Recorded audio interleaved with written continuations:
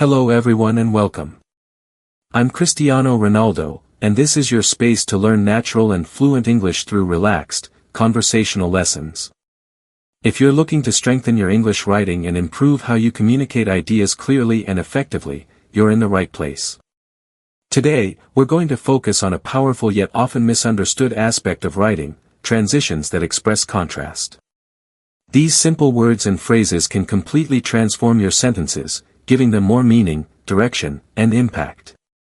Transitions that introduce contrast are particularly important because they help your reader understand that you're about to share an idea that goes in the opposite direction from what you just said. This allows you to create balance and demonstrate critical thinking in your writing. Now, the three expressions we're going to focus on today are, however, in contrast, and on the other hand. These are incredibly useful tools that help signal to the reader that you're shifting from one idea to another that doesn't align or agree with the first. Let's take a closer look at how we use them.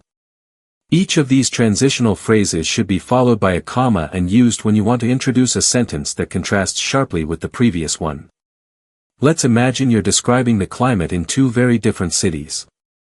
You might say that Boston experiences extremely cold winters. However, Los Angeles enjoys a much warmer climate. Here, however, tells us to expect something that's not in line with the previous statement. It's a signal to switch perspectives.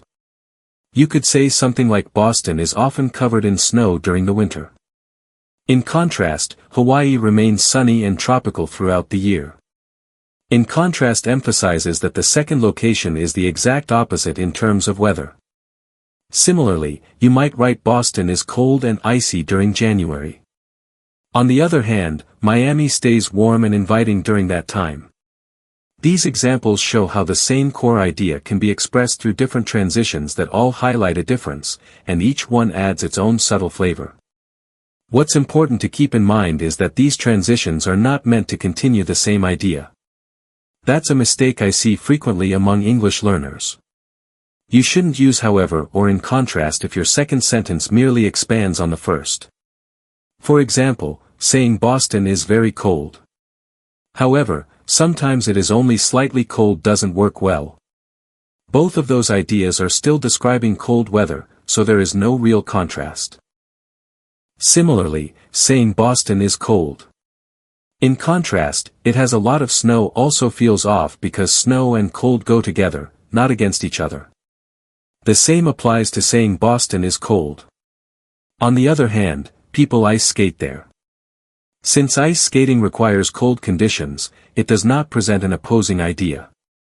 Remember, for these transitions to be effective, they must be used to connect ideas that are truly different or opposed to one another. Now, think of writing assignments where you're expected to show two sides of a topic. Maybe you're writing about the advantages and disadvantages of working from home. In such a case, you might begin by describing the comfort and convenience of being at home. Then you could write, however, remote work can lead to feelings of isolation. This demonstrates that you're presenting a balanced view. Perhaps you're writing about traditional education versus online learning. You could say that online courses offer great flexibility. In contrast, in-person classes provide more social interaction. This is how you use these phrases with purpose.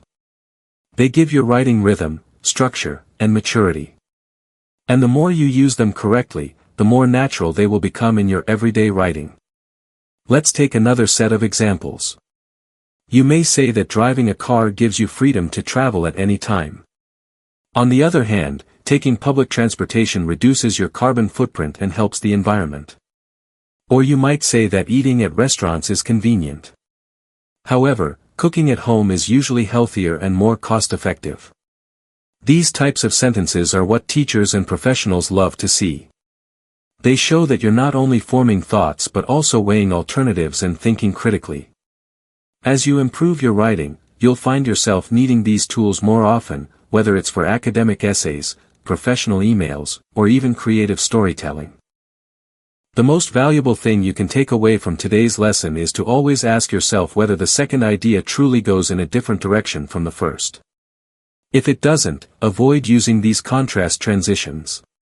If it does, then these 3 expressions will help guide your reader clearly through your thought process. Mastering these small but powerful words will raise the quality of your communication to a much higher level. And that's what learning natural English is all about, knowing not just what to say, but how and when to say it so your message is clear, respectful, and well-structured. If you want to become a confident English communicator, understanding transitions like however, in contrast, and on the other hand is a step in the right direction. Use them to express differing viewpoints, to balance your arguments, and to introduce ideas that challenge your reader to think more deeply. These expressions are part of the vocabulary of smart, thoughtful writers, and now you're one of them too. Keep practicing, keep writing, and apply what you've learned today in your next essay, journal, or conversation. If you ever feel unsure, remember this lesson and revisit the examples we discussed. And if you want to keep improving with more clear, natural lessons like this, make sure to stay connected. I'll be here to guide you every step of the way as we explore the beauty and strength of English together. Until next time, stay curious and keep learning.